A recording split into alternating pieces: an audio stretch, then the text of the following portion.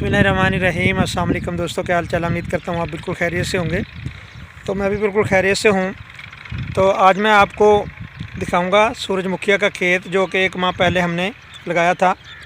तो अल्हम्दुलिल्लाह आपको जर्मिनेशन और इसकी एक एक गोडी कर दी गई है। नीचे एक DAP इसको दी गई थी और एक थैला जो है यह है सिंपल छट्टे से इसको बीजा गया है, और एक फिरोडान की बोरी नीचे डाली है और एक DAP की और सिंपल छट्टा कर दिया, और उसके बाद एक गोडी करवा दी है।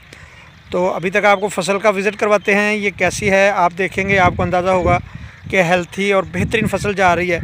तो इंशाल्लाह इसको अब गोडी के बाद इसको ऐसे चलाते रहेंगे। इंशाल्लाह तेले वगैरह कोई स्प्रे होगी तो वो हम इसको कर देंगे, अगर हमको इसके ऊपर कोई असर नज़र आएगा तो। ये देखें आपके सामने, देखें जी, ये देखें नोट भी माशाल्लाह बहुत अच्छी है और ग्रोथ भी बेहतरीन है जी। ये देखें जी, ये सूरजमुखिया 2 वैरायटी हैं, ICI वालों की और बारी वालों की जी।